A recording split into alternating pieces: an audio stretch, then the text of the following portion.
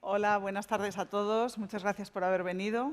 Mira, si te parece, este será el puesto de inicio de esta tarde que vamos a dedicar a esta relación entre las artistas y las modelos, las mujeres, en torno a esta exposición que ahora mismo hay aquí en la Fundación Canal de Artistas y Modelos, Historias de Pasión, Creación y Destrucción.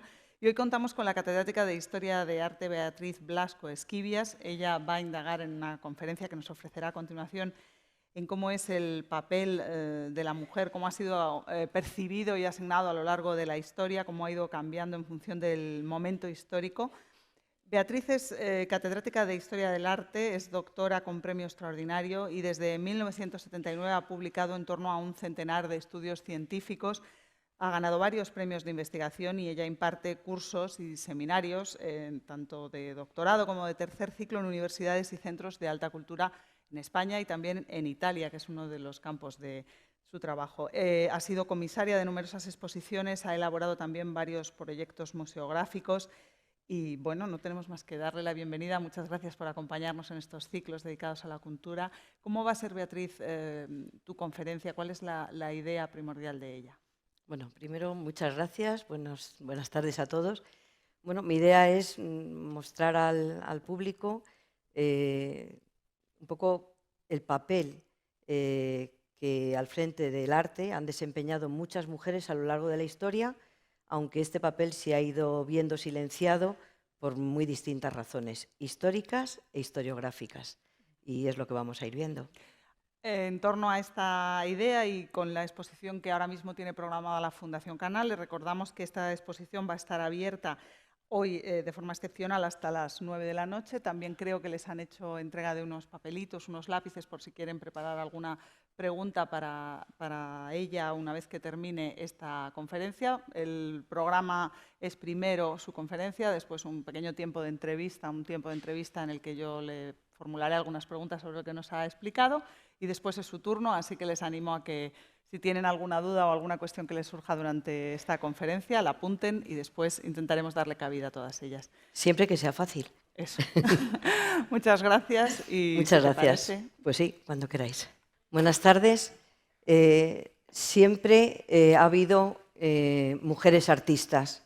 Ya en la antigüedad, Plinio el Viejo nos presentó a unas cuantas de estas mujeres artistas. Es verdad que tanto en número como en la importancia que les concedió era muy inferior respecto al número de pintores, de artistas, varones que había incluido. Entre todas las mujeres de las que hizo una reseña brevísima, Plinio destacó a una pintora que se había hecho un autorretrato valiéndose de un espejo y que destacaba porque alguna de sus obras había obtenido una consideración, un precio, una estimación mayor que el de sus colegas varones, algo verdaderamente insólito. Un tiempo después, ya en el siglo XIV, Giovanni Boccaccio da a luz un libro con una edición manuscrita de Claris Mulieribus, en el que introducía las biografías de más de 100 mujeres, algunas históricas, otras míticas, en algunas de ellas inspirándose en las que había ya representado Plinio el Viejo en su Historia Natural.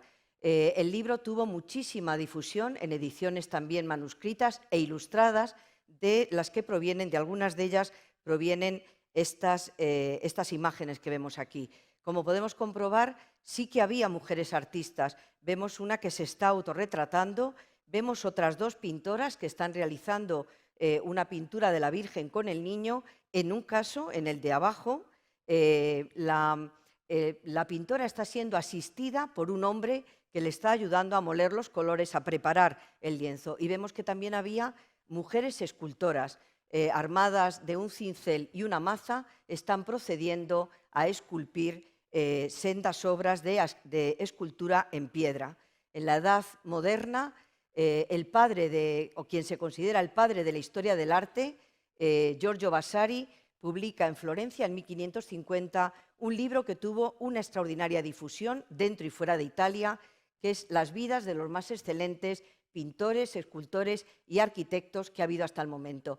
frente al extraordinario número de biografías de artistas masculinos que presentó, Vasari solamente introdujo la biografía de una mujer, Properzia da Rossi, una escultora que había hecho esculturas monumentales para iglesias fundamentales como la de San Petronio de Bolonia, y de ella simplemente destacó la gracia que tenía para tallar huesos de fruta y de aceituna. Es decir, que en vez de destacar la capacidad de invención, de creación artística de Properzia da Rossi, se conformó en reducirla a la categoría prácticamente de una mera artesana, alguien que tenía una destreza técnica extraordinaria para tallar pequeños huesos, ¿no?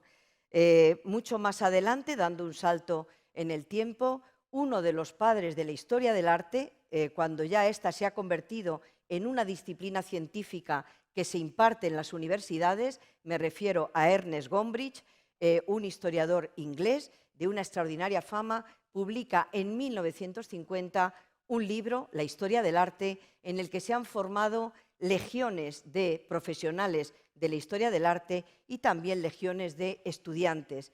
Hasta el momento se han vendido más de 7 millones de ejemplares de un libro en el que no aparece mencionada ni una sola mujer. De un golpe, Ernest Gombrich borró a la mitad de la población mundial a las mujeres de la historia del arte.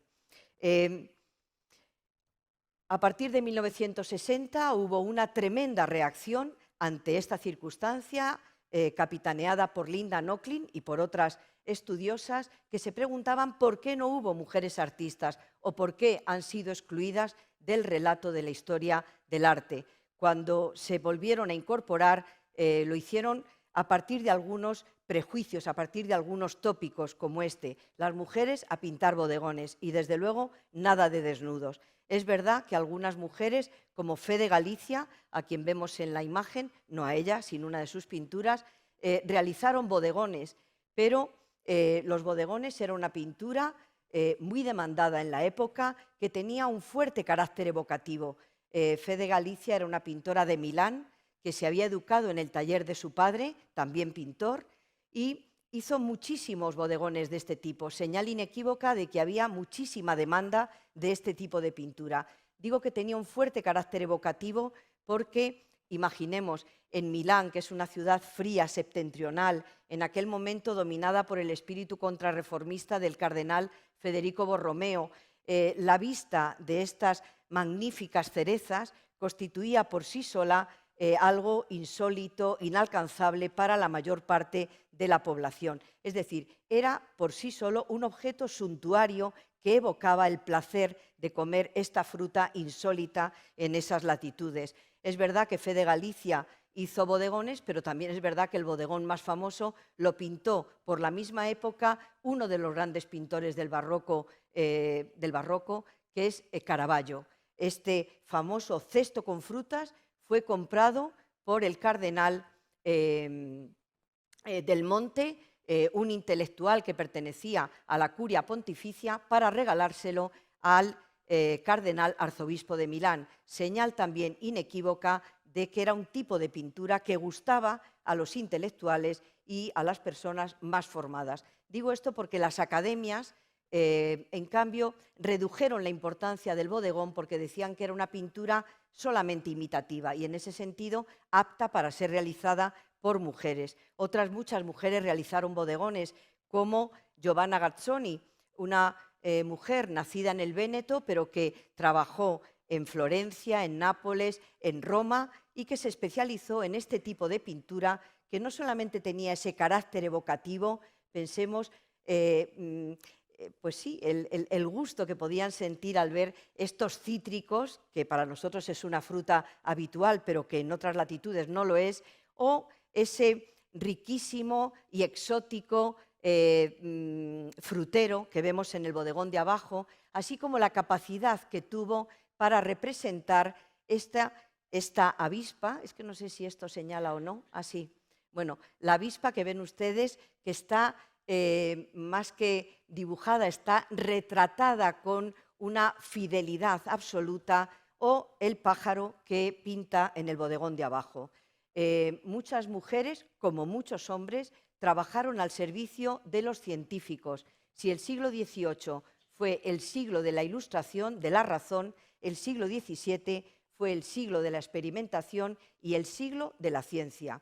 Y es en estos, los científicos desarrollaron sobre todo instrumentos de precisión óptica, como el microscopio y el telescopio, para poder plasmar sobre un papel y seguir analizando aquello que veían a través de esa lente de precisión. Se tuvieron que servir necesariamente de pintores y pintoras que trabajaron codo a codo y al servicio de estos científicos y que incorporaron a sus propias obras esas novedades que la ciencia iba aportando. No solamente en Italia, también en el norte de Europa, pintoras como Catarina Ikens, que asimismo perteneció a una saga de pintores, se formó en el taller de su padre. Catarina Ikens nos regala este magnífico florero. Bruegel también fue un magnífico pintor de floreros. Hoy es muy fácil tener en casa un jarrón con flores, pero entonces no, y tenía también ese poder evocativo. Y si se fijan, cuando firma, añade también una mosca que no solamente es una referencia culta, literaria, sino que además es la evidencia de que ella ha podido observar ese insecto a través de un microscopio y plasmarlo con esa fidelidad con la que lo hace.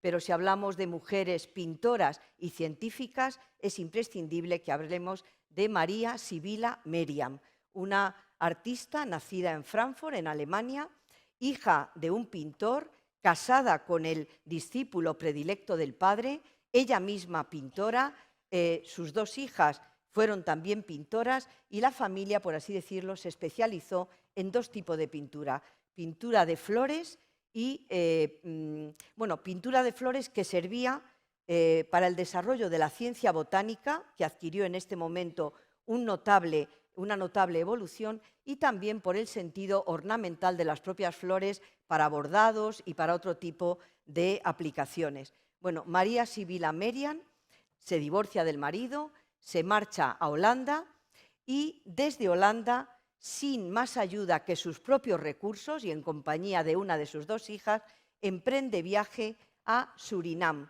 Surinam está al norte del Brasil, entonces era una colonia de Holanda. María Sibylla Merian desde muy pequeña había sentido fascinación por los insectos, especialmente por los artrópodos, más concretamente por los gusanos, porque le fascinaba esa capacidad, esa transformación que todos hemos sentido por ver cómo un gusano se transforma en una crisálida y de ahí sale una maravillosa mariposa, ¿no? Bueno, el desarrollo de estos instrumentos científicos que les mencionaba antes hizo que evolucionase de una manera extraordinaria no solamente la biología, también la microbiología, la botánica y especialmente la entomología, que es, como todos sabemos, el estudio de los insectos. María Sibylla Merian, después de 2 años de estudiar en Surinam, los insectos propios de Surinam, lo hizo de una forma totalmente novedosa, que era vinculándolos a las plantas de las que eran parasitarios, de forma que no solamente se considera la madre de la entomología moderna, sino también la madre de la moderna ecología. Cuando vuelve a Holanda, con sus propios medios, dibuja estas fantásticas láminas, como esta que tenemos aquí, y publica un libro, La metamorfosis de los insectos de Surinam, que constituye un antes y un después, no solamente desde el punto de vista artístico, sino desde el punto de vista científico y en lo que se refiere a la entomología. Bueno, es verdad que las mujeres pintaban bodegones, como los hombres, y es verdad que Fe de Galicia se hizo famosa por sus bodegones, como digo, señal de que tenían mucha demanda, pero también pintó otros asuntos de los que las academias consideraban dentro de los llamados gran género o pintura de historia. Estas pinturas que vemos pertenecen ambas a Fe de Galicia, que hizo numerosas versiones, porque había mucha demanda. Son distintas versiones de Judith con la cabeza de Holofernes. O Lavinia Fontana, de quien tuvimos ocasión de ver una exposición aquí hace un tiempo, también pintó pintura de historia. Ella fue jefa de su propio taller en el que le asistía su marido y realizó pinturas de historia con este aire cortesano, como esta en la que vemos a la reina de Saba visitando al rey Salomón. Pero también pintaron desnudos. Es verdad que las mujeres, por decoro, no podían asistir a esas sesiones en las que los hombres, desnudos, mostraban su anatomía para estudio del taller. Pero bueno, nada impedía que estudiasen los tratados de anatomía que entonces eran habituales ya en las bibliotecas de los artistas. Nada impedía tampoco que analizasen su propio cuerpo o desde luego que estudiasen el cuerpo de los hombres íntimamente vinculados con ella, como pueden ser el marido o un hermano, otra persona con la que tuvieran esa confianza.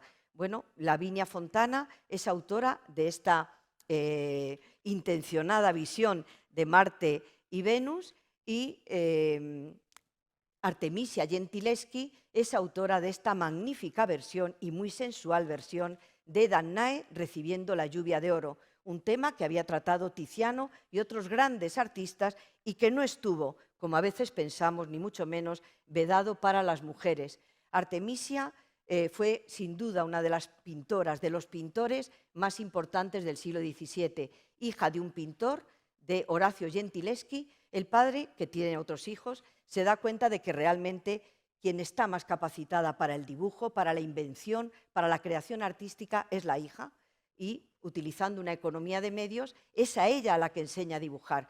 Tanto es así que contrata un maestro de perspectiva para que le enseñe un arte fundamental para proyectar el espacio. Este pintor, del que no vamos a decir el nombre, viola a Artemisia, que tiene que enfrentarse después a un durísimo proceso penal para demostrar su inocencia. A partir de ese momento, ya casada, inicia una andadura totalmente desvinculada del taller paterno y va a trabajar para distintas cortes europeas, va a viajar a Londres, a Nápoles, a Roma. Va a ser una pintora que además renueva totalmente la iconografía de algunos temas tradicionales, como el de Susana y los viejos. En las pinturas anteriores, pintores como Tintoretto, representaban de esta forma la escena bíblica de Susana y los viejos. Susana, desnuda, se muestra complaciente ante la mirada libidinosa de los dos ancianos. Artemisia no lo retrata así. Todo en el cuerpo de Susana, como ven ustedes en una de las, bueno, estas son dos de las versiones que pintó de este tema. En la que está a nuestra izquierda vemos cómo el gesto, la postura de las manos, la torsión del cuerpo, todo indica el rechazo, la repulsión que sentía Susana ante la presencia, ante el acoso de esos dos ancianos. Fue una renovación absoluta de un tema que había sido abundantemente tratado en épocas anteriores. También renovó el tema de Judith y Holofernes, un tema que gustó mucho en el siglo XVII porque se trataba sobre la capacidad de una mujer fuerte para liberar a su pueblo de la tiranía de Holofernes. ¿Cómo lo renovó? Pues para empezar ven que elige el momento de máxima tensión. Es el momento en el que Judith, con el rostro de Artemisia y con la precisión de un carnicero, se decide a cortarle la cabeza a Holofernes, ayudada, eso sí, por un asistente. Ven que hay dos versiones. La primera la pinta en Nápoles y la segunda en Florencia. En Florencia, Artemisia conoce a Galileo, que en aquel momento estaba estudiando la circulación sanguínea y seguramente le dijo: no, cuando te cortan el cuello, la sangre no cae mansamente, sino que suelta un rayo de sangre, un chorro, perdón, que describe una parábola que es la misma que describe en su cuadro, aquí lo ven, Artemisia. Y si se fijan y si se ve en la pantalla, incluso el escote y los brazos están manchados de salpicaduras de sangre, como las que todos hemos aprendido a través del CSI, ¿no?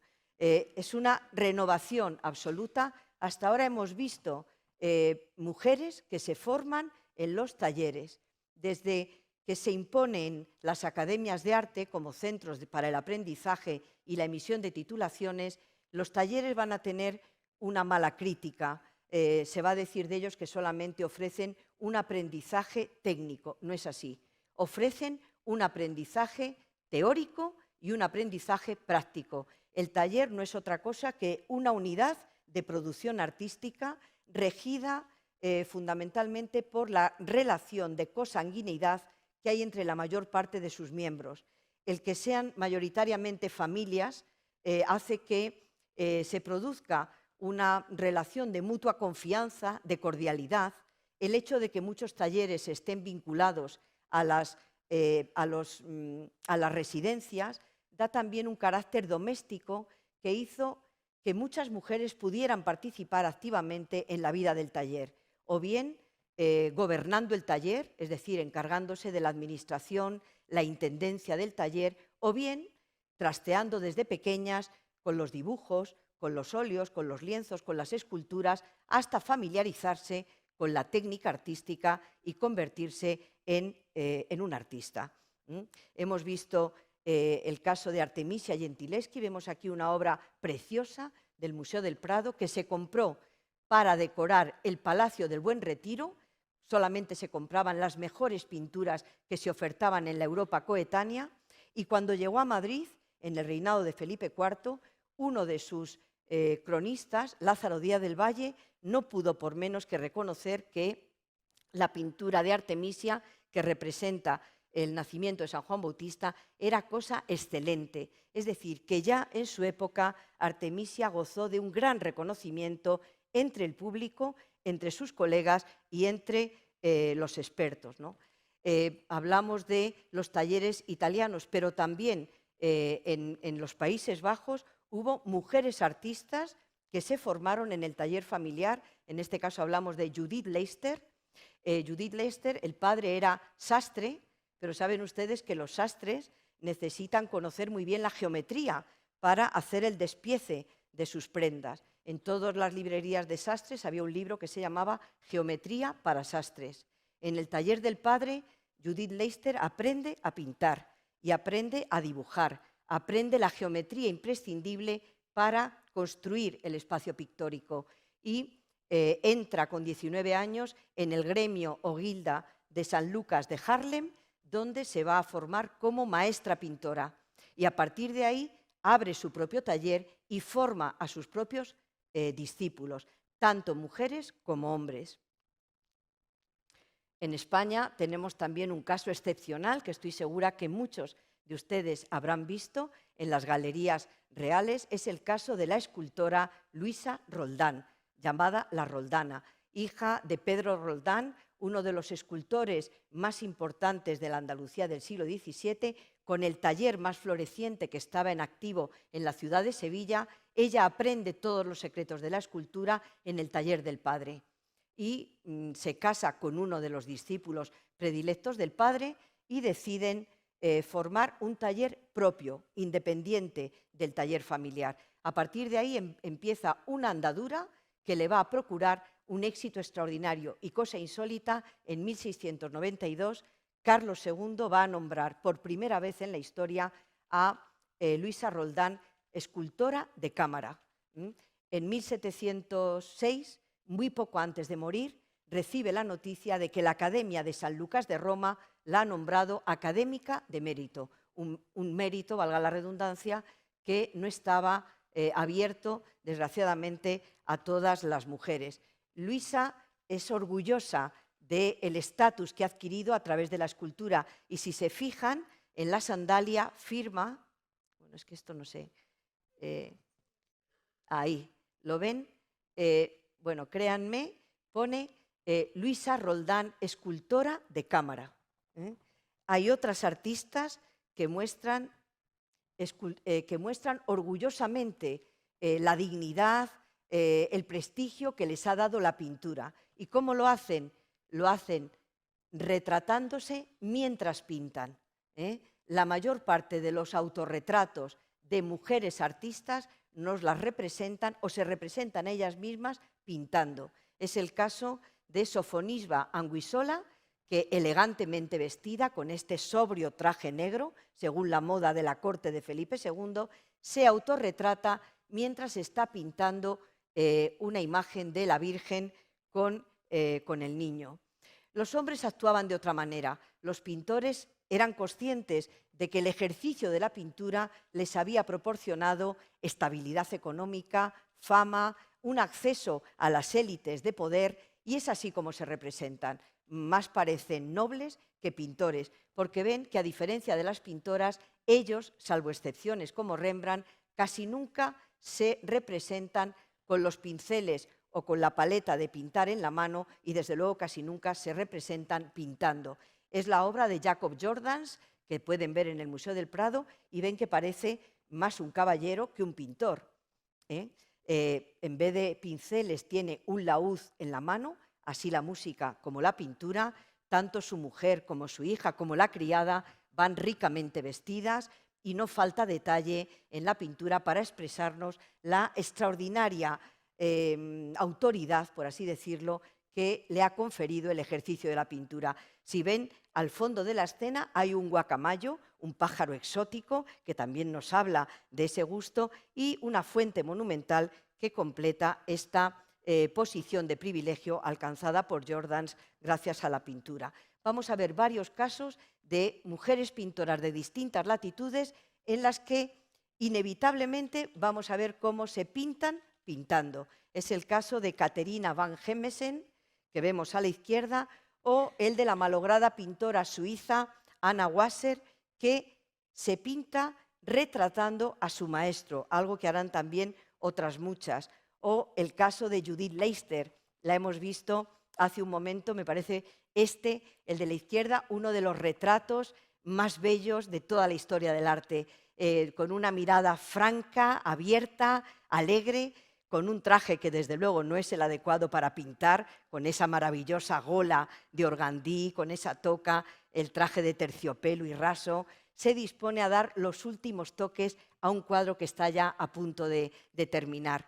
Unos años después, el tiempo pasa para todos, vuelve a retratarse muy elegantemente vestida, tiene un rico vestido con unos encajes de Holanda maravillosos, pero vuelve a coger otra vez entre las manos el pincel y la paleta. Vuelve a mostrar su orgullo de pintar, su orgullo de maestra de pintura. Lo mismo que otra pintora que fue famosísima en su momento, Rosalba Carriera, fue famosa porque se especializó en retratos al pastel y fue una pintora muy demandada para los jóvenes británicos que abandonaban, que completaban su periodo formativo haciendo un gran tour por Francia y sobre todo por Italia, y antes de volver a su lugar de origen querían llevarse como recuerdo un retrato hecho por Rosalba Carriera. A la derecha ven uno de estos retratos y a la izquierda ven a Rosalba dando los últimos toques a un retrato de su propia hermana. Rosalba entró en la academia, en la Real Academia de Pintura de París, en un viaje que podemos denominar triunfal, que es buena muestra también del éxito que alcanzó en su momento. O, ya que hemos ido a Inglaterra, Mary Beale fue reconocida como la primera retratista oficial del Reino Unido. Hija y mujer de pintores amateur, ella se profesionalizó en el arte de la pintura, se convirtió en maestra de pintura y sacó adelante un próspero taller especializado en retratos en el que le ayudaban su marido y alguno de sus hijos. Aquí la vemos también muy ricamente vestida y sujetando, ven que está la paleta colgada aquí. Bueno, en la siguiente espero haber dominado este arte. La paleta colgada de la pared y sostiene los retratos de los dos hijos pequeños que está realizando en ese momento. Bueno, toda regla tiene su excepción. Lavinia Fontana, en este retrato, probablemente de bodas, para regalarlo, se retrata como una noble. Ella misma fue pintora en la corte pontificia, y ven que no se retrata pintando, sino tocando la espineta, un instrumento propio también de las damas. pero al fondo, se lo he señalado con una flecha blanca, ella representa el caballete al lado de la pintura. Sí, la pintura como la música, y lo que soy, lo soy gracias al ejercicio de la pintura. Otras artistas prefirieron representarse ellas mismas como alegoría de la pintura. La pintura soy yo, parece que dice Artemisia Gentileschi en este magnífico autorretrato en el que, siguiendo las directrices de la iconología de Cesare Ripa, un tratado que había tenido una enorme difusión en Italia y que siguió utilizándose durante mucho tiempo, decía que la alegoría de la pintura se tenía que representar mediante el cabello despeinado, que significaba el furor creativo, como tiene Artemisia el cabello despeinado, una gruesa cadena de oro colgada al cuello como símbolo de la fama, el prestigio que le ha otorgado el ejercicio de la pintura, y un vestido tornasolado. El color tornasolado era muy difícil de lograr, y que manifestaba también la capacidad de invención, el genio creativo, en este caso de Artemisia.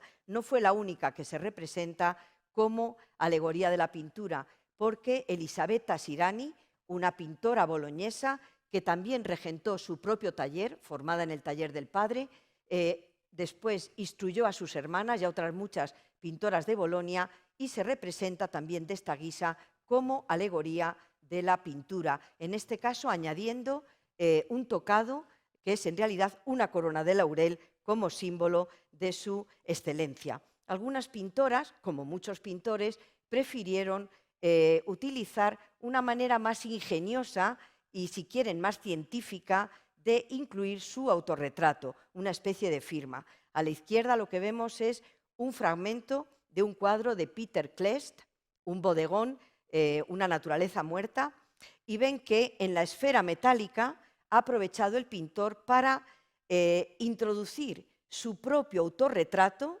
y también, para, valiéndose de su conocimiento de la óptica y de la perspectiva, representa en la superficie convexa de la esfera metálica ese espacio que queda fuera del cuadro y que es el espacio donde estaríamos nosotros mismos cuando miramos la obra. Lo que vemos al lado es un fragmento de un cuadro de Fede Galizia. Fede Galizia retrató a uno de los intelectuales más importantes del Milán de la época, al jesuita Paolo Morilla, y le retrató con los anteojos en la mano. Lo que vemos son esos anteojos. Aprovechando la convexidad del vidrio, Fede Galizia retrató eso que escapa a nuestra mirada, que es el espacio que está detrás de ella. Ven que se refleja perfectamente en esa superficie convexa. También otra pintora flamenca, realmente de la que sabemos muy poco, aunque muy cotizada, Clara Peters, me he olvidado ponerlo en el pie de foto. Clara Peters hizo magníficos bodegones como este del Museo del Prado o este otro del Museo de La Haya. En ambos introdujo su firma, valiéndose precisamente de ese desarrollo de los instrumentos ópticos y de sus conocimientos aplicados a esa idea. ¿Dónde está la firma en el cuchillo? Muy bien dicho. En el cuchillo está la firma, pero en las superficies metálicas, en esos gallones cóncavos de la imponente jarra del primer bodegón, o en la jarra de cerveza metálica del segundo, o incluso en la tapa de cerveza, vemos cómo Clara Peters introduce su retrato. Si se fijan en la derecha, claramente se ve que lleva la paleta y los pinceles en la mano. Y vemos en los distintos gallones, en esas superficies convexas de reflejo metálico, cómo ella va adecuando la deformación necesaria del espacio a la superficie sobre la que se proyecta. En el caso de la pieza gris, de la jarra gris, aquí lo ven, en unas ocasiones se pinta boca arriba y en otras boca abajo. Si nosotros vemos nuestro reflejo en una cuchara, si miramos por la parte cóncava nos veremos boca arriba, y si miramos por la convexa nos veremos boca abajo o viceversa, porque no tengo ahora la cuchara. Pero esa es la forma que tiene Clara Peters para firmar y para mostrar también su importancia en la pintura. Bueno, hemos visto que los talleres, pese a las dificultades que tuvieron las mujeres para salir adelante, podían considerarse espacios para la libertad creativa. Otros espacios eran la corte, el convento y la viudedad. Y ahora lo explicaré. La corte escapa a la jurisdicción civil, tiene su propia jurisdicción, no depende de los gremios. Una pintora no necesita tener el título de maestra pintora, ni un pintor, para trabajar para un rey, para una reina o para un noble o una dama de la corte. En ese sentido, la corte, como digo, se convierte en un espacio para la libertad creativa. Vamos a ver dos ejemplos. El de Sofonisba Anguissola, que ya he mencionado, es hija de un noble de Cremona, en Italia, que dio a sus hijas, a sus 5 hijas, una educación intelectual, les enseñó pintura, les enseñó también música, a jugar al ajedrez, las convirtió en damas y la propia Sofonisba se convirtió en dama de compañía de Isabel de Valois, una de las mujeres de Felipe II. Ella misma hizo este magnífico retrato de Felipe II, como también retrató a Isabel de Valois, a la propia reina que la había contratado, y a la 4ª esposa de Felipe II, a Ana de Austria. También hubo mujeres arquitectas, es verdad que en mucha menor medida, o quizás que conocemos todavía menos. La más importante fue Plautilla Bricci. Plautilla Bricci era hija de un pintor muy vinculado a los círculos intelectuales de la corte pontificia de Roma y muy amigo de Elpidio Benedetti, que era el agente del cardenal Mazarino en Roma. Formada como pintora y como arquitecta, Plautilla Bricci trabajó para Elpidio Benedetti, realizando obras como la que vemos aquí, el cenotafio para el cardenal Mazarino, que luego no se construyó. Levantó la villa del Vascello, que todavía se encuentra parcialmente, bueno, muy destruida, en la Vía Aurelia, en las inmediaciones de Roma, obra proyectada íntegramente por Plautilla.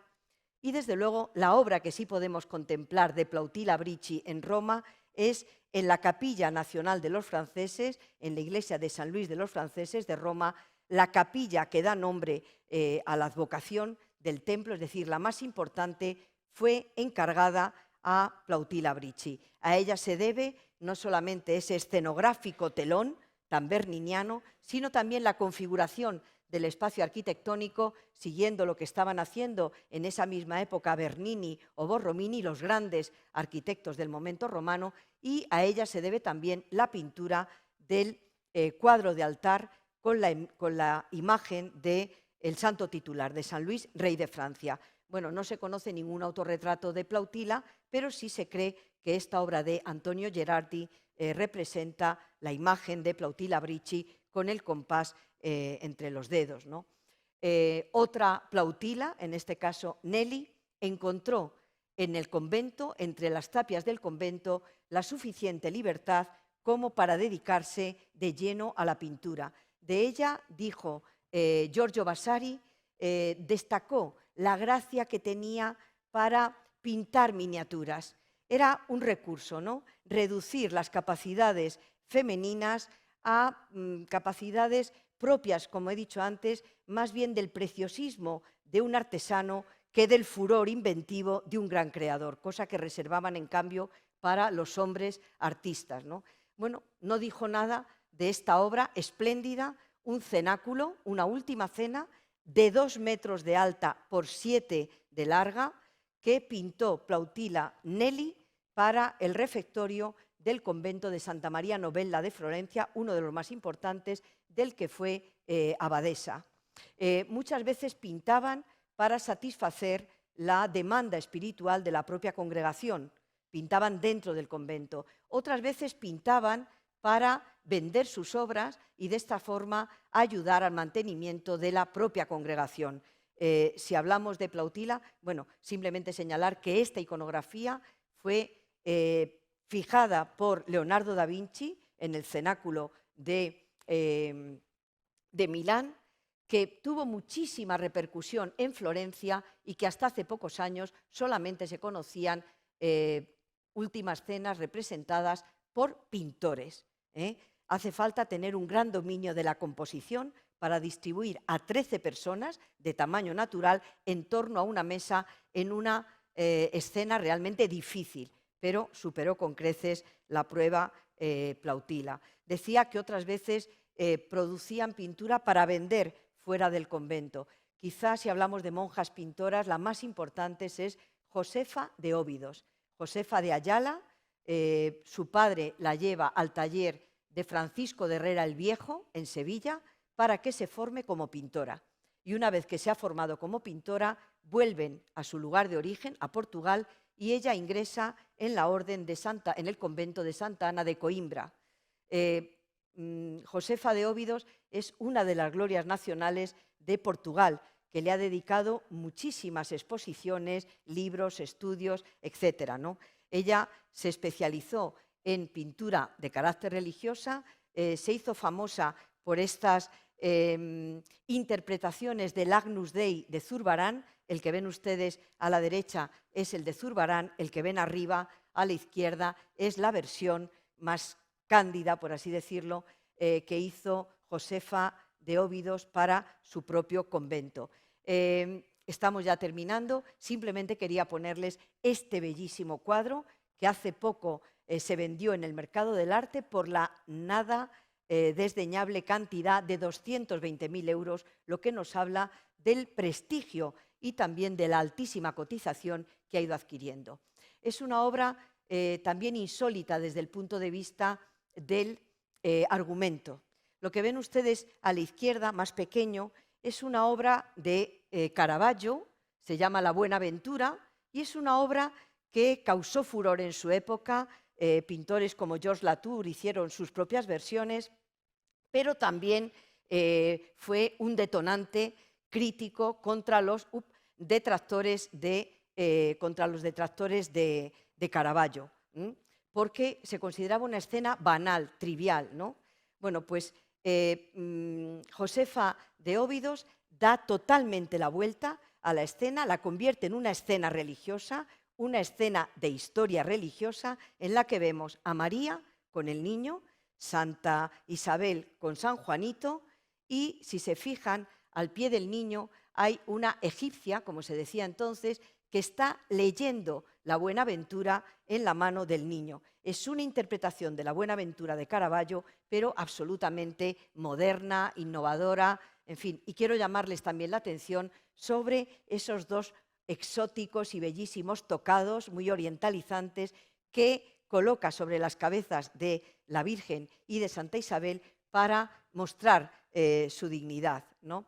He dicho que la viudedad es también un espacio para la libertad, sobre todo en el mundo de la estampación, el grabado, la encuadernación de libros, la edición, etc. Muchas mujeres estaban familiarizadas con los talleres de los maridos, en un oficio que se consideraba esencialmente masculino, pero cuando quedaban viudas, legalmente podían hacerse cargo del taller familiar y hacerse cargo bajo su propio nombre, ya con su propia jurisdicción.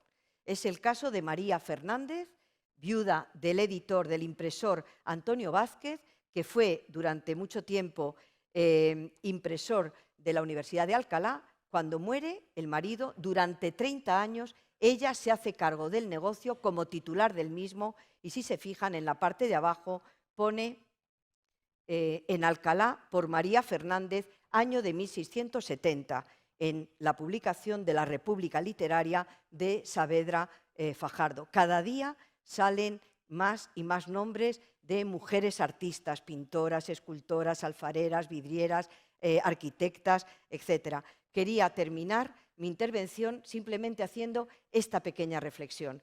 Cuando nosotros paseamos por los museos, cuando hojeamos los libros de historia del arte, vemos que muchas obras que aún están sin identificar, al pie tienen colocado como autoría anónimo, anónimo que la RAE define como que no lleva el nombre de su autor.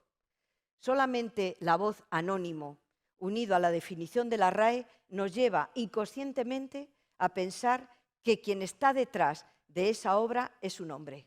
Y puede que muchas veces sea una mujer.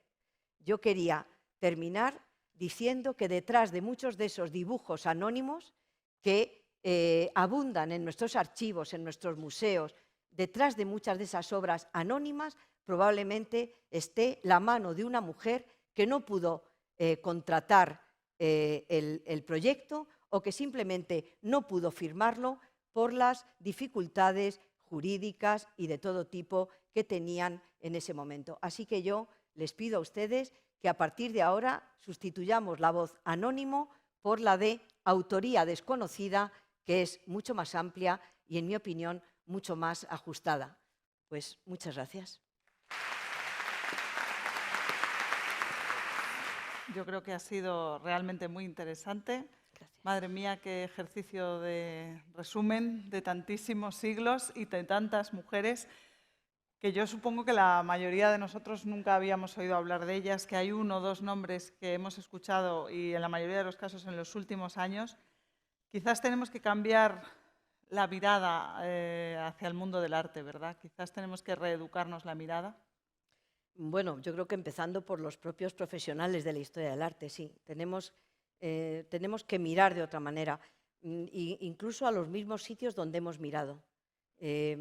Mirábamos mirábamos un poco con anteojeras y creo que no sabíamos mirar. Y creo que ahora, desde los años 60, 70 del siglo pasado, en el que el papel de las mujeres en el arte, como productoras, como creadoras artísticas, ha sido convenientemente destacado. Bueno, creo que entre todos, porque no es una tarea solamente de mujeres, sino de todos nosotros, tenemos que mirar de otra manera, mirar entre líneas, mirar detrás de los hombres, al lado, delante, para encontrarnos con muchas de estas mujeres y muchas más que obviamente no he podido mencionar. Probablemente no es que hayan, aunque habrá ocasiones en las que sí, una necesidad forzosa de borrar, sino simplemente que no se haya mostrado interés, ¿no? Bueno, yo sinceramente no creo que sea ni una solución ni un momento de decir de quién es la culpa, porque creo que no hay culpas, creo que es un problema cultural, es decir, Vasari en la primera edición introduce solamente a Propercia da Rossi, en la segunda introduce 4, son pocas más, pero son algunas más. Y creo que, bueno, la cultura era una cultura esencialmente patriarcal. La mujer tenía, aunque desempeñaba un papel importante, pero jurídicamente, y eso creo que es esencial, moralmente y biológicamente tenía un papel bastante secundario. Y eso pues hacía que no pudiera estar en primera línea, como estaban muchos hombres, que no pudiera realizar determinadas acciones contractuales. Una mujer podía testar, pero no podía, a lo mejor, firmar un contrato. Entonces, bueno, antes lo comentaba, está hoy aquí entre nosotros una alumna mía, Alba Gómez de Zamora, que está haciendo una tesis doctoral sobre las mujeres en Madrid, en las artes en el siglo XVII, y hemos estado durante mucho tiempo repitiendo tópicos, ¿no? Los gremios tenían prohibida la entrada a las mujeres. No es así. Cuando Alba empezó a hacer la tesis y me dijo, ¿por dónde empezamos a mirar? Dije, vamos a empezar a mirar por documentos que se refieren a hombres y vamos a ver con otros ojos qué hay en esos documentos. Porque en muchos de estos documentos había menciones explícitas o implícitas al papel de la mujer, que simplemente habíamos pasado por alto. ¿Qué tipo de cosas podían, por ejemplo, hacer las mujeres en los talleres en el siglo XVI? ¿Cómo funcionaban? ¿Les daban una...? ¿Ellas ahí probablemente equipararían su trabajo al de cualquiera de los hombres que trabajaban en aquel taller o no? ¿Tendrían una especialización? Pues, bueno, yo creo que los talleres están todavía por estudiar. Es decir, cuando surgen las academias de Bellas Artes en el siglo XVIII, que es al mismo tiempo cuando empieza a surgir como disciplina científica la historia del arte, las academias quieren capitalizar la formación artística y capitalizar otra cosa que es muy importante, que es la emisión de titulaciones. ¿Por qué es importante? Porque generaba muchísimo dinero. Claro, los gremios se convierten en el enemigo a batir y el taller es también un enemigo a batir. A partir de ahí surge como una especie de leyenda negra. Es verdad que el taller era ya un medio obsoleto para la enseñanza de las artes y de cualquier otra disciplina. ¿Y qué hacían las mujeres? Pues es que esa es la gran pregunta, porque no queda constancia de lo que hacían. Sí sabemos, a través de Vasari, a través de otros tratadistas como el español Antonio Palomino, que es un tratadista del siglo XVIII que escribe vidas de artistas, y en algunas de estas vidas de hombres artistas, pintores eminentemente, nos indica cómo la mujer era la encargada de llevar las cuentas del taller, que la mujer era la encargada de contactar en ocasiones, es decir, la administración, que es muy importante, el gobierno del taller, la intendencia muchas veces estaba en manos de las mujeres. ¿Por qué? Pues porque también el taller, como he dicho antes, era un medio casi doméstico y ahí, libres de miradas ajenas, a salvo de críticas, podían desempeñar tareas que a la vista de todos era imposible. Por ejemplo, Artemisia, ya lo he comentado, el padre tiene varios hijos. Lo normal, según la cultura de la época, es que sean los hijos los que aprendan a dibujar y a pintar. Pero el padre no es tonto y ve que la más lista es la hija. Y la enseña a dibujar, le pone este maestro de perspectiva en ese episodio tan horrendo. Al final, como ya he dicho, se trata un poco de economía de medios. Yo quiero que mi taller sea fundamental y doy los mejores papeles a las personas más preparadas para ello. Pero no conocemos y creo que es difícil rastrear cómo funcionaban esos talleres, aunque, por ejemplo, hace unos años yo tuve ocasión en Sevilla de pasar a un taller de escultura, un taller donde se hacía imaginería prácticamente como se hacía en el siglo XVII, y las encargadas del estarcido, que es como hacer modelos con un sistema de puntos sobre el papel que luego se pasan a la madera para facilitar la talla, esa era una labor fundamentalmente de mujeres. Todas las mujeres del taller, o sea, todas las mujeres del taller estaban ocupadas en esta labor del estarcido. Probablemente no sería tan diferente, en alguna ocasión se ha mencionado las manos que había en una cueva prehistórica, serían manos de hombres, manos de mujeres, por tamaño podrían ser de mujeres, probablemente serían manos de hombres y de mujeres y a veces tendemos a pensar que solo eran de hombres porque nos lo han Yo creo enseñado que aquí así, ¿no? También hay otro problema, que es el de la autoría, ¿no? Cuando la obra es anónima, da igual, nadie se pregunta quién está detrás. Ahora, cuando se trata de ponerle nombre, hombre, yo prefiero decir que tengo un cuadro de Sánchez Coello o de Frank Hals a decir que tengo un cuadro de Sofonis Banguisola, hoy por suerte esto ha cambiado, sí, o que tengo un cuadro de Judith Leister. Muchos cuadros de Judith Leister tenían su firma borrada y tenían sobrepuesta la firma de Frank Hals. ¿Por qué? Pues porque estaba mucho más cotizado en el mercado del arte. Pero curiosamente ahora una de las cosas que has comentado en la intervención es este precio por el que se había vendido uno de los cuadros y también es cierto que hay muchos museos y galerías y colecciones particulares que andan a la búsqueda de las obras de las mujeres, porque digamos que es un... Bueno, porque es un bien más escaso de momento. Y porque además hay una voluntad de mostrarlo, ¿no? Y hay una voluntad de mostrarlo. Lo cual es bueno. Y porque se ha visto también que no son obras interesantes porque las haya hecho una mujer, sino que son obras interesantes porque las ha hecho una mujer y porque además son buenísimas, objetivamente. El punto de vista, que era otra de las cosas que me surgía escuchándote y en muchas ocasiones cuando vas a un museo, ponías el ejemplo de los dos corderos, ¿no? Sí. Una vez que sabes que es una mujer, percibes que es más delicado. Si no supieras que es una mujer, ¿lo verías igual de delicado pintado por un hombre?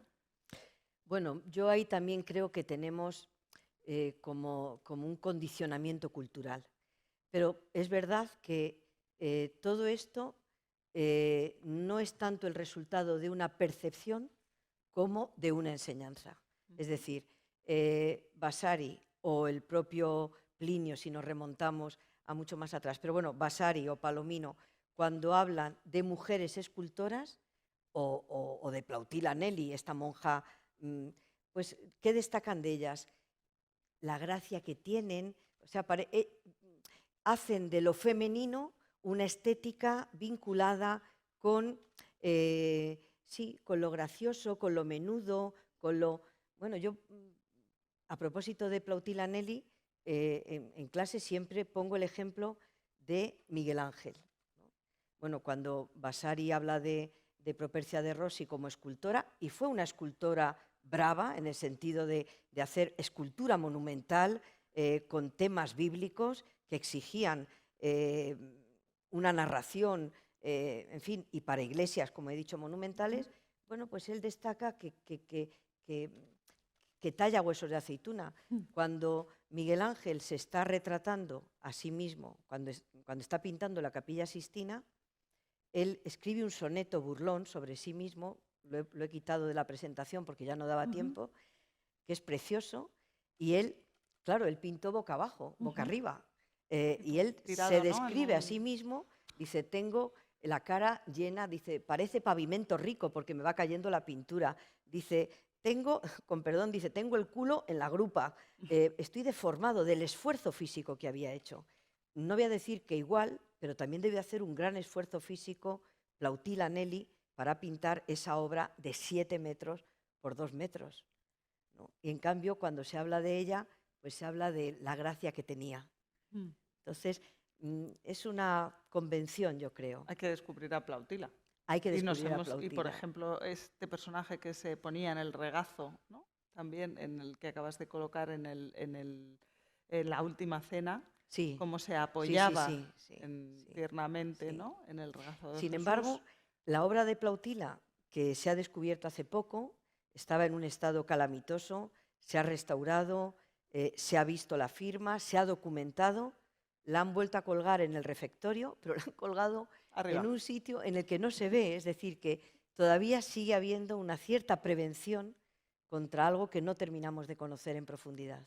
¿Crees que si se quitaran las cartelas sucedería algo? Uy, sí. Yo creo que sería estupendo en algunos casos quitarlas. Sí, lo veríamos de otra manera. Yo creo que incluso los que nos creemos o quienes se creen más libres de prejuicios, tenemos como esos prejuicios innatos que son consustanciales a nuestra cultura adquirida de manera inconsciente, y sí, muchas veces admiramos la obra porque sabemos de quién es la obra, ¿no? Vamos a ver qué pasaría si quitamos las cartelas y las referencias a la autoría. Me resultaba también muy curioso el asunto del trabajo en los conventos. O sea, ¿el convento podía ser un lugar alejado de la mirada y de la presión y, por tanto, un lugar de mayor creatividad? Sí. ¿En qué sentido?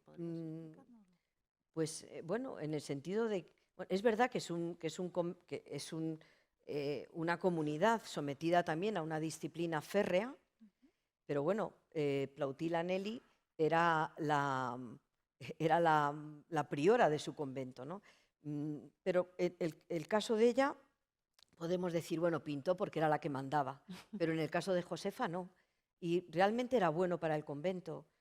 Primero porque podía abastecerle, como ya he dicho, de imágenes religiosas, y segundo porque podía proporcionar un beneficio económico a través de la venta, igual que muchas mujeres, pensemos en Sor Juana Inés de la Cruz o pensemos en Teresa de Ávila, encontraron en la tranquilidad del recinto religioso el marco idóneo para poder desarrollar una actividad que de otra forma le estaba, si no vedada, sí muy dificultada.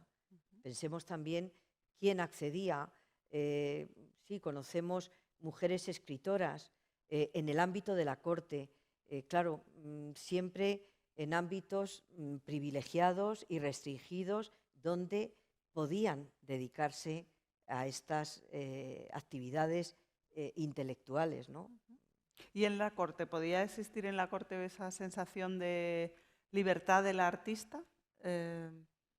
Bueno, la libertad del artista es algo que que el artista ha Sí, conquistado hace relativamente poco, porque el artista, la artista estaban muy supeditados a los deseos del comitente.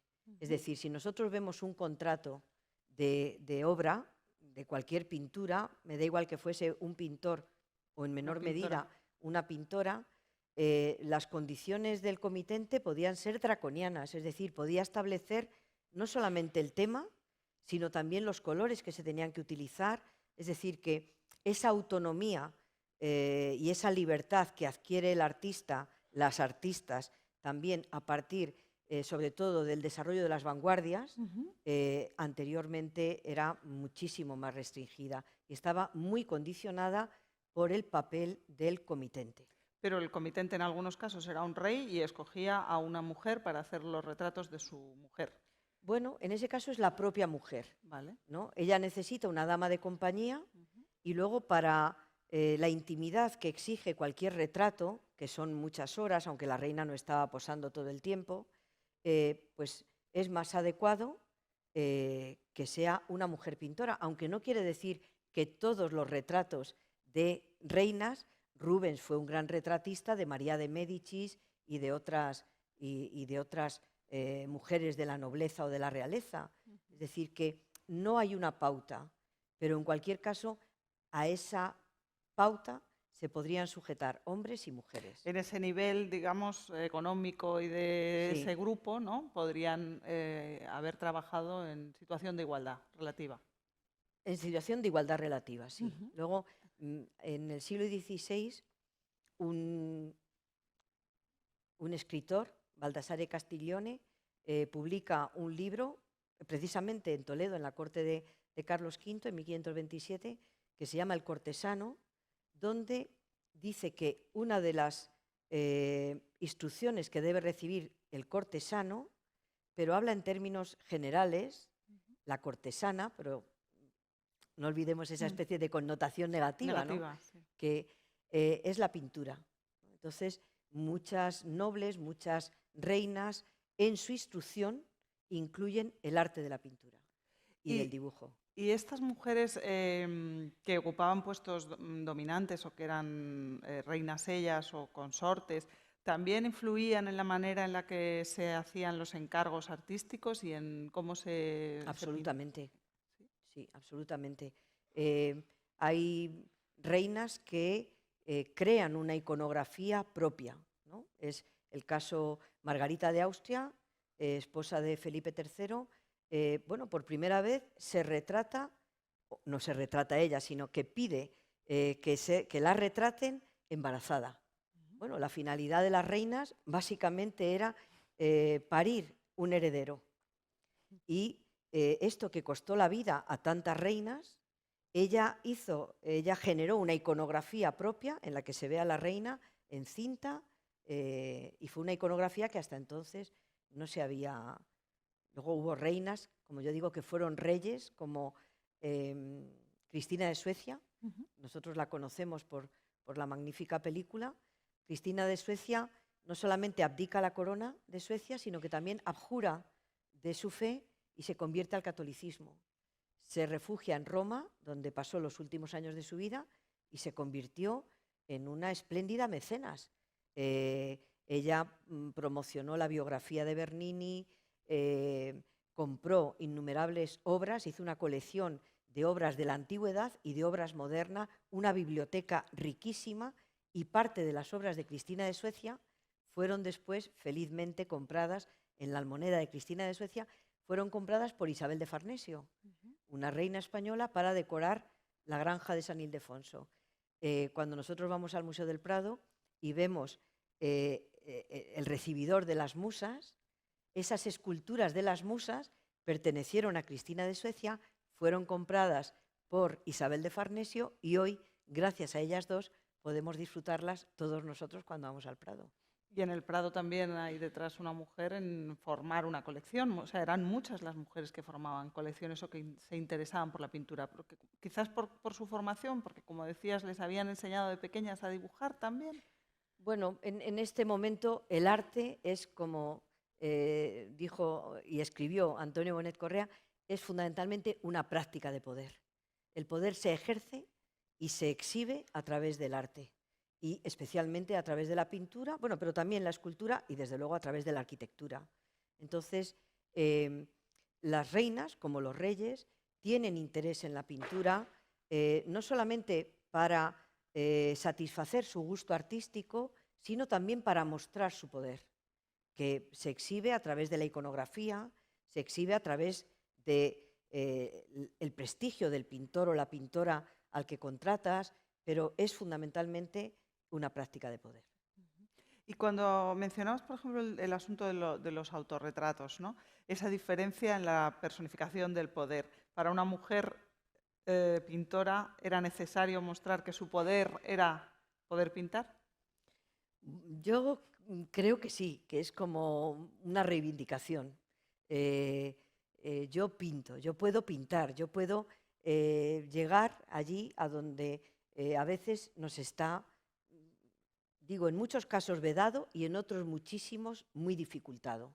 Entonces yo sí creo que tiene un carácter reivindicativo. Pero Rembrandt, por ejemplo, que fue yo creo el artista que más se autorretrató, muchas veces se autorretrató pintando, a diferencia de prácticamente todos sus coetáneos que prefirieron... bueno, otra excepción es Velázquez, Sí, ¿no? Velázquez en Las Meninas, el gran... pero no se pinta propiamente pintando.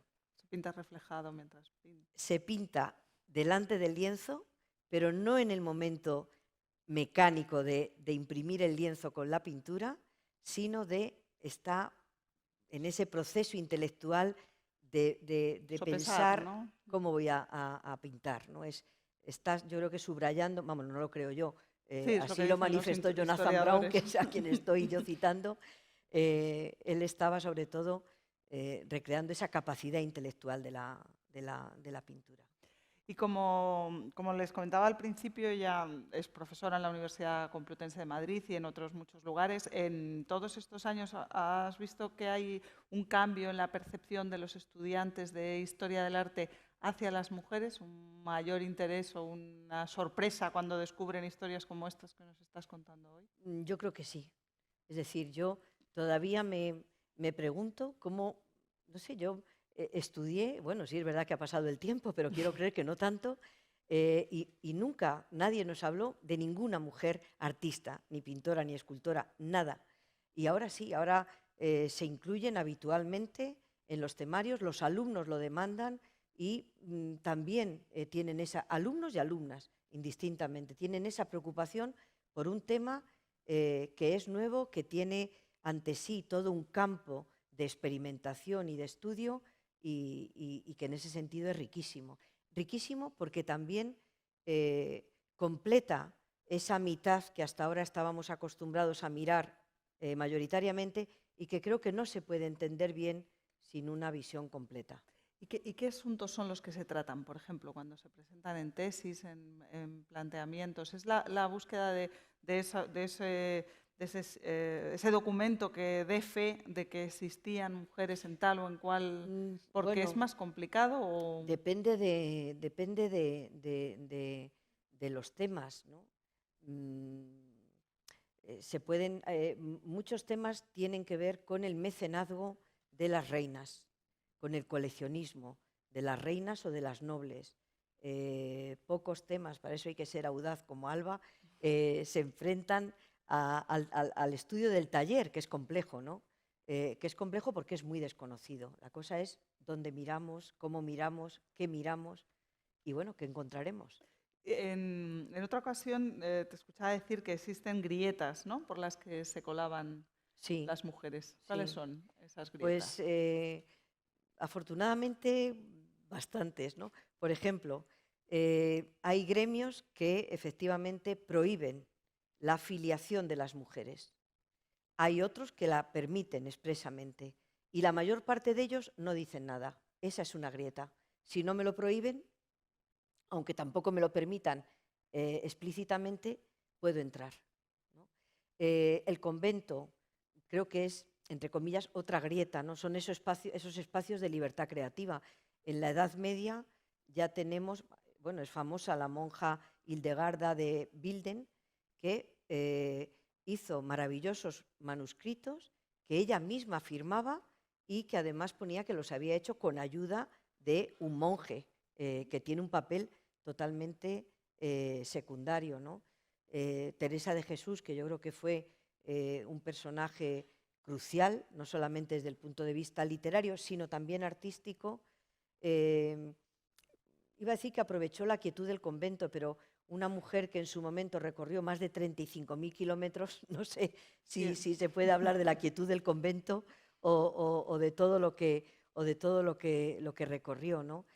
Cuando hablo de grietas me refiero a eso. Luego, es verdad que había una consideración moral, ¿no? La que impone el decoro, que impide que las mujeres muestren determinadas actitudes o hagan determinadas cosas, ¿no?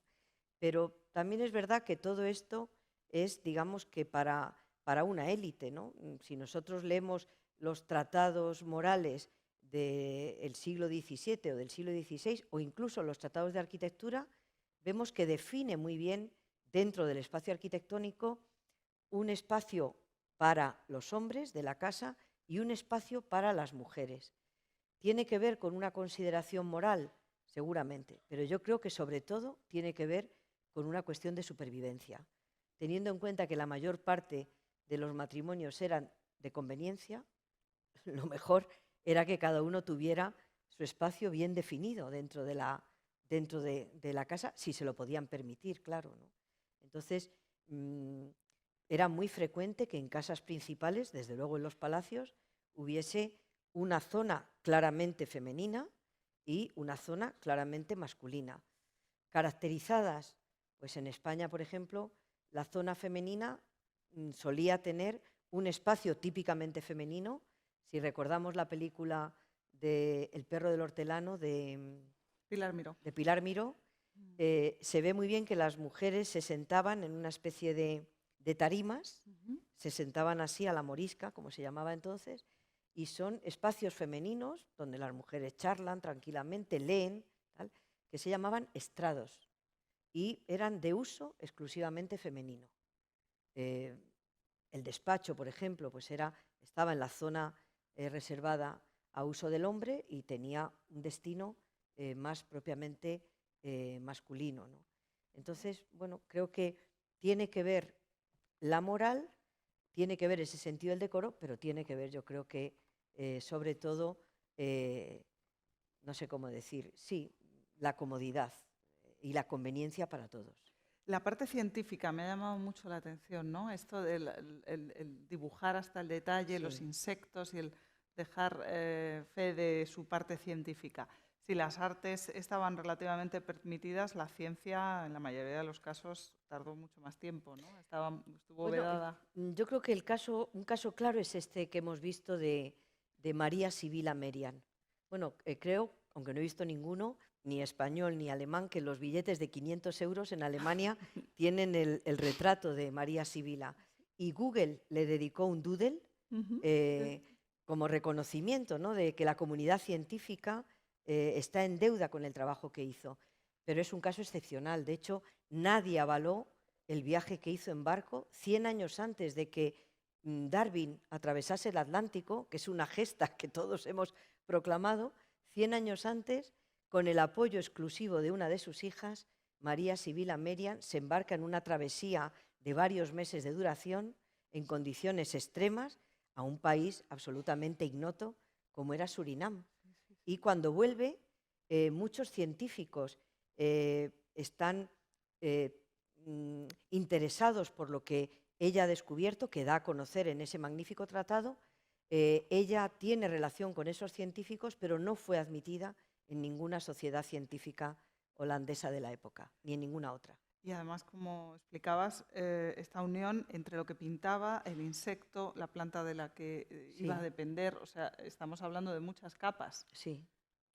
la hora de aproximarse a ello. O sea, que digamos que son muchos los terrenos en los que las mujeres a través de la historia del arte han podido ir dejando su huella que quizás ahora hay que rastrear. Ahora hay que rastrear, eso es. Bueno, me han hecho llegar ya las preguntas porque hoy tenemos un aforo maravilloso y tenemos un gran número de preguntas. Les recuerdo que esta conferencia y el posterior coloquio y esta parte que abrimos ahora está disponible dentro de unos días en la web de la Fundación Canal, y también que cuando terminen hasta las 9 de la noche pueden bajar a visitar la exposición, que tiene bastante que ver con todo esto que hemos estado hablando, porque hay modelos también como, por ejemplo, Chillida y su mujer, Pilar de colaboración. Sí, sí, ¿no? esto es algo que no hemos comentado, pero es verdad que en la exposición se ve cómo la mujer tiene un papel fundamental en esto que he denominado la intendencia, que es una parte importantísima, y muchas veces, más allá de ese papel, salta también, por así decirlo, su propia actitud artística, ¿no? Es el caso de Pilar, pero es también el caso de la mujer de Antonio López, ¿no? Es decir, de María Moreno, ¿no? y de otras muchas. María Moreno, además, ella también una gran artista, sí. Sí. Bueno, pues si te parece, vamos con las preguntas del público. Vamos allá. Venga, Diana pregunta, en su opinión, ¿quién es la artista más relevante de la historia del arte? Y si tuviera que ser una artista, y si tuviera que escoger una artista española, ¿quién sería la más relevante? Bueno, claro, ahí, claro, yo que me dedico sobre todo a la edad moderna, que eso parece muy moderno, pero en realidad quiere decir del siglo XVI al XVIII, pues yo dudaría entre Judith Leister o Artemisia Gentileschi, pero es que hay muchísimas mujeres, artistas del mundo contemporáneo que también están representadas en la exposición, que me ha sorprendido, por ejemplo, la relación de Alberti con... ¿Con Gala? No, no, no. Ah, la de Teresa. No. Ah, Alberti con... La de Maruja Mayo, ¿no? Sí, es pues una también historia sería, de la que apenas se habló. Exacto, sí. Claro, sí, pues también sería para mí una artista relevante y destacada, sí. Difícil elegir una sola. Bueno, lo importante es que conozcamos muchas, ¿verdad? Sí. Tendemos mucho también a centrarnos en los nombres, pero es verdad que los nombres nos van a hacer descubrir muchas historias. Sí. ¿Existen, pregunta Javier, denominadores comunes en las pinturas elaboradas por mujeres? ¿Se puede ver esa mano de una mujer, sobre todo referido a artistas del pasado, como Artemisa o Sofonisba? ¿Hacen algo de una forma que nunca hubiera hecho o haría un hombre? La prueba es que durante mucho tiempo pasaron por ser pinturas de hombres y los grandes historiadores no solamente lo creyeron, sino que lo certificaron. Entonces, no creo. Yo haría la pregunta a la inversa. ¿Hay algún rasgo que defina a las pinturas de los hombres? La firma. Pero fuera de ello creo que no.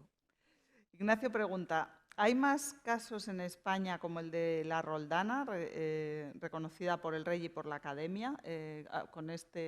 Hay muchos más casos de mujeres pintoras, escultoras, grabadoras que se formaron en los talleres familiares y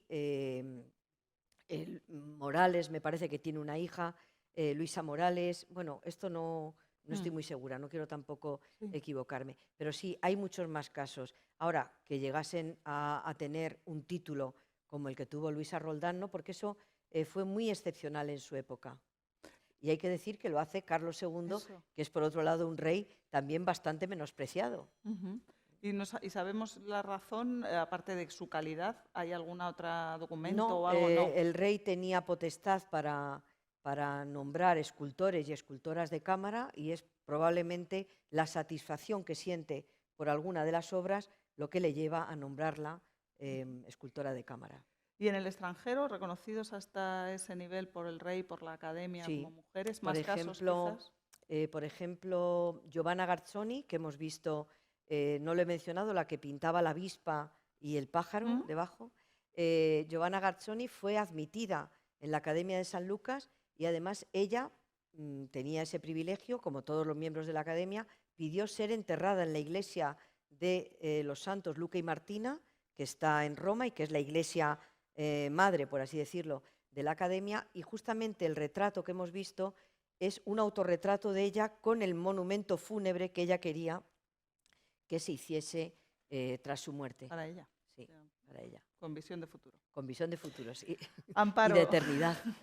Amparo pregunta, ¿de cuándo data la reivindicación académica del papel de la mujer en el arte y qué relación tiene esta con el movimiento feminista? Pues data de 1960 aproximadamente. Hemos visto que en el 50 Gombrich, que es uno de los grandes historiadores del arte, hace esta historia del arte sin mujeres que no escandalizó a nadie, y es en el año 60 cuando Linda Nochlin publica este libro famoso. Es que no ha habido grandes mujeres artistas, que digamos que es el desencadenante, un poco después de que se hubiesen logrado muchos derechos, como el derecho al sufragio universal, que datan de varias décadas antes. En España ha llegado todo con un poquito de retraso, ¿no? Bueno, al título para el gran público, digamos, en ese sentido, ¿no? La reivindicación feminista de las artistas, ¿no? Yo que después de España creo que conozco muy bien la Universidad Italiana y tampoco es que allí nos estén dando, iba a decir sopas con onda, pero bueno, no.